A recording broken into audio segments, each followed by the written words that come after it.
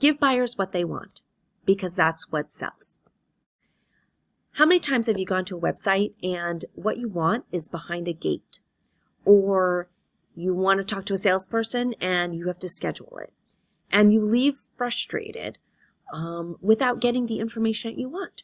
And that happens all the time. That's because we as sales and marketing leaders tend to want to keep things behind a walled garden.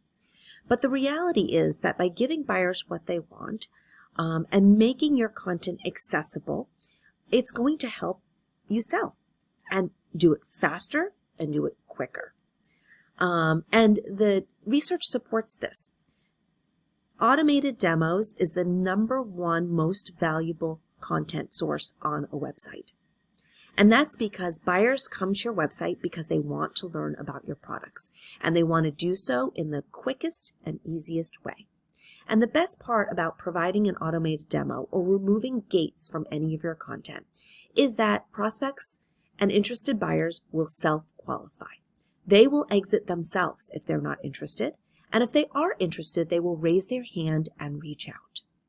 And what that allows you to do is eliminate the unqualified conversations, focus on the deals that matter, and allow buyers to sell themselves.